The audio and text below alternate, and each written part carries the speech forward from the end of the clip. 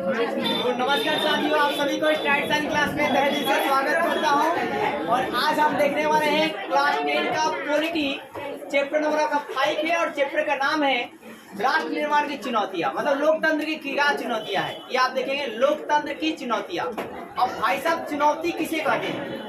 वह मुश्किल काम जिस पर विजय पाना कठिन होता है। सुनाई दिया मेरी बात? वह मुश्किल काम जिस पर विजय पाना क्या जी कठिन है, लेकिन प्रयास कर कर आप विजय प्राप्त कर लेते हैं तो उसे चुनौतियां कहा जाता है। मतलब चुनौतियों से दूर नहीं भागना चाहिए, बल्कि चुनौतियों का सामना करना चाहिए। पॉलिटिकल में यही होता है। देखिए, हर किसी को सत्ता हासिल करने में मुश्किल है, कठिनाइयां आती है, ठीक है, लेकिन वो प्रयास करते रहता है और एक दिन एमएलए या एमपी या सीएम या पीएम जो है बन जाता है। तो प्रयास करते रहना चाहिए। इसी प्रकार आप मतलब 10 क्लास की तैयारी कर रहे हैं तो आपके पास भी चुनौतियां हैं कि भाई साहब ये मुश्किल काम है, आसान काम नहीं है, मुश्किल काम है। लेकिन अगर आप लगातार प्रयास करते हैं, ये नहीं छोड़ कर नहीं, लगातार पर डे थोड़ा प्रयास करेंगे तो आपके मार्क्स जो है अच्छे आ जाए, आप जो है कुछ विजय प्राप्त कर लीजिए। यही चुनौतियां देखिए, तो हमारा चैप्टर का नाम था लोकतंत्र में क्या जी चुनौतियां क्या है। तो लोकतंत्र में जो मान लीजिए कि पार्टी है और ये आपका है उसको जितना ये मुश्किल काम है, लेकिन वो बार बार प्रयास करती है और प्रयास कर कर विजय प्राप्त कर लीजिए, जीत जाती है, तो इसे ही लोकतंत्र की चुनौतियां कहा जाता है। तो सबसे पहले बात करते हैं कुछ मोस्ट इम्पोर्टेंट ऑब्जेक्टिव की बात, कि भारत जो है ना विश्व का सबसे बड़ा लोकतांत्रिक देश है। आपसे पूछा जाएगा कि विश्व का सबसे बड़ा लोकतांत्रिक देश का नाम क्या है, तो भारत है। क्या नाम है जी? भारत। विश्व का सबसे बड़ा लोकतांत्रिक देश का नाम क्या जी? भारत। इसमें कितने हजार मतदाता है, तो 70 करोड़ मतदाता है, सॉरी 71 करोड़। कितना जी? मतलब वोट देने वाले लोगों की संख्या कितनी है जी? लगभग 71 करोड़ है। कितना जी? 71 करोड़। और आबादी कितनी है? लगभग 142 करोड़। 2023 के जनगणना के अकॉर्डिंग। फिर बात करते हैं भारत में, ध्यान दीजिए, भारत में आपका है क्या कि प्रतिनिधात्मक लोकतंत्र है। प्रतिनिधात्मक क्या होता है? यहाँ पर हम लोग सबसे पहले प्रतिनिधि को चुनते हैं और वो प्रतिनिधि जो है ना वो आपके पीएम का चाहे सीएम का चुनाव करता है। ए विद्यार्थी जी जरा ध्यान दीजिए ना, होता है क्या कि भारत में प्रतिनिधात्मक लोकतंत्र है। प्रतिनिधात्मक मतलब पहले एक प्रतिनिधि को चुना जाता है। जैसे आप क्या करते हैं कि किसी एमएलए एमपी को चुनते हैं और वो एमएलए एमपी जाकर सीएम का चुनाव करता है या पीएम का चुनाव करता है। संसद जो संसद में लोग रहते हैं, तो ये बात आप याद रखिएगा। फिर आप याद रखेंगे भारत में कैसा लोकतंत्र है, तो अप्रत्यक्ष लोकतंत्र है। कैसा लोकतंत्र है जी? अप्रत्यक्ष। क्या है साहब? अप्रत्यक्ष। इनडायरेक्टली यहाँ पर शासन चलता है। कैसे? देखिए, पहले जनता क्या करती है कि प्रतिनिधि को चुनती है और प्रतिनिधि क्या करता है? सरकार का निर्वाचन करता है। सरकार का जी निर्वाचन। क्या हम आम जनता डायरेक्ट हम लोग पीएम का चुनाव करते हैं? जी नहीं, पहले हम एक प्रतिनिधि को चुनते हैं और वो प्रतिनिधि जो संसद भवन में जाएगा और वो क्या करेगा? सरकार को चुनता है। फिर मतलब ऐसे आप समझ लीजिए कि जैसे आपका है क्या कि जनता जो है विधायक को चुनती है और विधायक किसको चुनते हैं? सरकार को चुनते हैं। विधायक किसको चुनते हैं जी? सरकार को चुनते हैं। तो यही कहा जाता है कि यहाँ पर होता क्या है कि सरकार बनाने के लिए भाई साहब ना कभी कभी करोड़पति भी ना सरकार बना लेते हैं। वो होता क्या है कि विधायक को मोटे मोटे रकम दे देते हैं और रातों रात खरीद लेते हैं, रातों रात पासा पलट जाता है, समझ रहे हैं, और आपको मतलब जो सरकार होती है वो विजयी जो है हो जाता है। ऐसा भी होता है। तो आपको 4 बात याद रखना है, 5 बात कि विश्व का सबसे बड़ा लोकतंत्र किस देश में है? भारत में। कितना हजार मत है? 71,000 करोड़। कितना जी? सर 71 करोड़। सो सर कितना जी? 71 करोड़। कैसा सा लोकतंत्र है? तो यहाँ पर क्या जी? प्रतिनिधात्मक। और कैसा साहब? अप्रत्यक्ष। 4 बातें करना है। कैसा लोकतंत्र जी? प्रतिनिधात्मक। और कैसा जी? अप्रत्यक्ष। प्रतिनिधात्मक में पहले हम लोग प्रतिनिधि को चुनते हैं और उसके बाद वो प्रतिनिधि सरकार को चुनती है। अब यहाँ पर बात करते, देखिए भारतीय लोकतंत्र के कितने अंग है? 3। मैंने आपको पहले भी इस बात को थोड़ा बहुत समझाया था कि भारतीय लोकतंत्र के कितने अंग है जी? 3 अंग है। कौन कौन? कार्यपालिका, विधायिका और न्यायपालिका। कार्यपालिका किसे कहते हैं?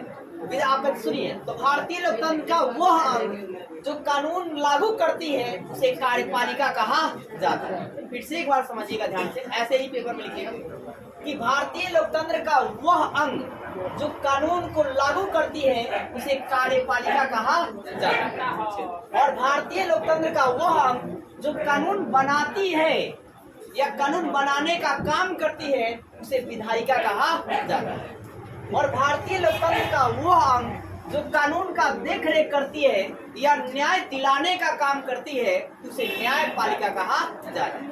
अब आप याद रखिएगा कि जो कार्यपालिका अगर कोई कानून बनाता है, कुछ गड़बड़ी हो जाता है तो वहां पर विधायिका इसे सवाल करेगा। क्या करेगा जी? सवाल। और विधायिका से कुछ गलती हो जाती है तो वहां पर न्यायपालिका इसे क्या करेगा? सवाल करेगा, तो उसको जवाब इनको देना पड़ेगा। तो प्रश्न क्या आते हैं कि कार्यपालिका जो है किसके लिए उत्तरदायी होता है? तो विधायिका के लिए। किसके लिए साहब? विधायिका के लिए। मतलब कार्य देखिए, विधायिका क्वेश्चन पूछेगा ना तो कार्यपालिका को जवाब देना पड़ेगा, ठीक है। और यहाँ पर न्यायपालिका जो क्वेश्चन पूछेगा तो विधायिका को जवाब जो है देना पड़ेगा, आंसर देना पड़ेगा। तो वही बात है, कार्यपालिका विधायिका के लिए उत्तरदायी होती है और विधायिका न्यायपालिका के लिए उत्तरदायी होता है। उत्तरदायी मतलब उत्तर देगा, प्रश्न पूछेगा तो, ठीक है, विशेष प्रश्न। अब यहाँ पर बात करते हैं साहब विधायिका की। तो विधायिका को समझिए, तो विधायिका जो है देश में आपका देश में और राज्य में होते हैं। विधायिका कहाँ था जी? देश में भी होता है, कहाँ था जी? राज्य में।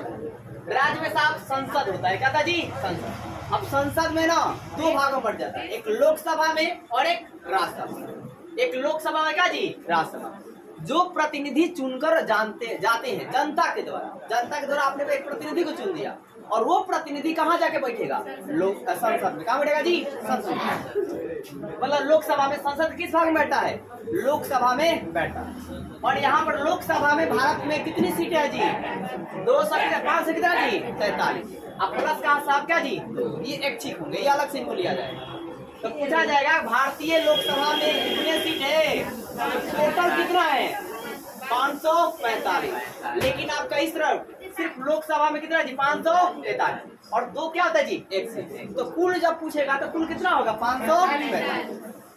अब आगे देखिए, राज्यसभा की बात करते हैं तो इसे जनता का सदन कहा जाता है। राज्यसभा को जनता का सदन कहा जाता है, ठीक है। और यहाँ पर साहब टोटल जो है ना प्रतिनिधि की संख्या कितनी होती है? 250 प्लस 12। तो 250 वो जनता को चुन कर आएंगे और 12 को जो है ना राष्ट्रपति मनोनीत करेंगे। 12 को कौन करेंगे? राष्ट्रपति। जिसको चाहेंगे उसको आप चुन सकते हैं और यहाँ पर रख सकते हैं, ठीक है। तो याद रखिएगा कि जो 12 को अन्य होते हैं उनका निर्वाचन कौन करता है? तो राष्ट्रपति करते हैं। कौन करते हैं जी? राष्ट्रपति। तो आपसे पूछा जाएगा राज्यसभा में सीट कितने होते हैं? 250। और अन्य अतिरिक्त सीट कितने होता है? तो 12 का निर्वाचन कौन करता है? राष्ट्रपति। कौन करता है जी? राष्ट्रपति। अब समझते हैं आपका राज्य में। तो राज्य देखिए, देश में संसद होता है। देश में क्या होता है? संसद। संसद कितने भाग? 2 भाग। एक साहब लोकसभा, एक है राज्यसभा। लोकसभा में प्रतिनिधि जाकर बैठते हैं, ठीक है। और राज्यसभा में क्या होगा? जनता के द्वारा, जनता कैसी क्या होते हैं जी? सदन कहते हैं। इसमें कितने सीट होंगे? 250। इसमें कितने? 243। कुल कितने होते हैं? 245। फिर बात सॉरी 543। और कुल कितना होगा? 545।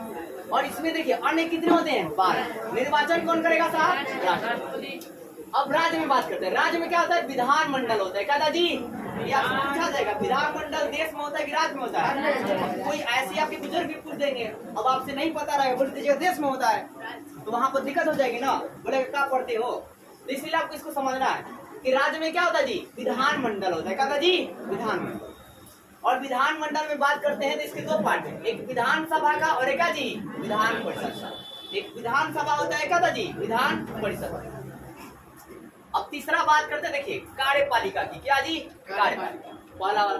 तो कार्यपालिका आपका देश में भी होता है और कार्यपालिका राज्य में। सिर्फ देश में रहेगा तो देश का ही काम आएगा, राज्य में रहेगा क्या रहेगा? राज्य का भी काम आएगा। तो देश में आपका देखिए कौन होते हैं? एक पीएम प्रेसिडेंट होता है, एक पीएम होते हैं। एक पी और एक बार एम लगा लेना। एक पी और एक जी एम। पी मतलब प्रेसिडेंट, प्रेसिडेंट मतलब राष्ट्रपति, और पीएम मतलब भाई प्राइम मिनिस्टर, प्राइम मिनिस्टर मतलब प्रधानमंत्री। अब पीएम जो है ना, सुनिएगा जरा ध्यान से ये बात, ये कार्यपालिका वाला बात जो है तो ये संवैधानिक प्रमुख होता है। मतलब संविधान के अकॉर्डिंग मेन मालिक देश का कौन है? राष्ट्रपति। कौन है जी? राष्ट्रपति। लेकिन आपका पीएम जो होता है वो वास्तविक प्रमुख होते हैं, मतलब रियल में प्रमुख, जो पूरा काम वगैरह करेगा। भारत की बात कर रहा हूँ, दूसरे देश की नहीं। बाकी देशों में ना साहब वहाँ का राष्ट्रपति सब कुछ होता है, ठीक है, मैक्सिमम देशों में वहाँ पीएम की जरूरत नहीं पड़ती, ठीक है, मैक्सिमम देशों में। तो यहाँ पर आपका है ना साहब कि आप यार ना, जैसे आप ब्रिटेन को ले लो तो वहाँ राष्ट्रपति सब कुछ है, समझ गए। आप यूएसए को ले लीजिए तो वहाँ भी राष्ट्रपति ही सब कुछ है। तो साहब यहाँ पर पीएम क्या था, वास्तविक प्रमुख होता है। प्रमुख मतलब मेन मालिक यही होती है। वास्तविक मतलब क्या जी, रियल फाउंडर, ठीक है। मतलब आपसे पूछा जाएगा आपके भारत देश का रियल फाउंडर कौन है, तो पीएम मोदी। पीएम क्या जी साहब, मतलब पीएम होते। फिर जो भी नीति आयोग बनाया जाता है, नीति आयोग का अध्यक्ष कौन होता है, पॉलिटी में याद रखिएगा, नीति आयोग का अध्यक्ष कौन होता है, तो पीएम ही होती है। और अभी नीति आयोग का अध्यक्ष कौन है भाई साहब, तो अभी पीएम कौन है, मोदी जी है। कौन है जी, फिर याद रखिएगा योजना आयोग को भंग कौन किए थे, तो नरेंद्र मोदी जी। कौन किए थे जी, नरेंद्र मोदी जी, ठीक है। और पहली पंचवर्षीय योजना कब आया था, तो 1951 से 1956। पंचवर्षीय योजना 5 सालों के लिए बनाया जाता। पंचवर्षीय योजना कितने साल बनाया था जी, 5 साल के लिए। और पहली पंचवर्षीय योजना कब लागू करते हैं, 1951 से 1950 में संविधान बन के लागू होता है। और आपका पहली पंचवर्षीय योजना कब लागू होता है जी, 1951 से 1956। तो दूसरी कब होगी, 1956 से 1961। 5 साल के लिए रहेगा, ठीक है। ये बात आप याद रखिएगा। ये जो पहला मैंने बताया ना, पहली पंचवर्षीय योजना कब लागू किया, ये बीपीएससी के 2023 का जो पीटी का एग्जाम हुआ है, अभी आप देखेंगे तो आपको जाकर मिलेगा। और कल मैं एक बार मतलब क्लास 9th में ज्योग्राफी में पढ़ाया था एल नीनो मानसून। तो एल नीनो मानसून की उत्पत्ति कहाँ से होती है, तो प्रशांत महासागर से होता है। ये मैंने आपको मतलब 9th क्लास के जो आपके भाई बहन होंगे उनका भी आप देख लीजिएगा। और जाके बीपीएससी का जो पीटी का सवाल है उसमें भी आप देखेंगे, मिलते जाएंगे। मतलब 9, 10, 11, 12 आपको बता रहा हूँ कि अगर आप मेरे पास पढ़े, अपने नोट्स मिलाएंगे ना, तो मिनिमम कभी भी एग्जाम का पेपर उठाएंगे 30 क्वेश्चन आएगा, कम से कम पीटी का 30 क्वेश्चन आएगा मिनिमम। लेकिन 9, 10, 11, 12 ये चारों आपको पढ़ना पड़ेगा तब। और ये चारों कैसे पढ़ना पड़ेगा, साइंस के साथ साथ सोशल पढ़ते हैं तब जाकर लगेगा। साइंस प्लस सोशल, चार। उस अकॉर्डिंग ही आपको बताऊंगा। देखिए कार्यपालिका की बात करते हैं तो मैं बता रहा था कि ये प्रेसिडेंट जो होते हैं ना, वो क्या होते हैं, ये संवैधानिक प्रमुख होते हैं। और पीएम क्या होता है जी, वास्तविक प्रमुख होता है।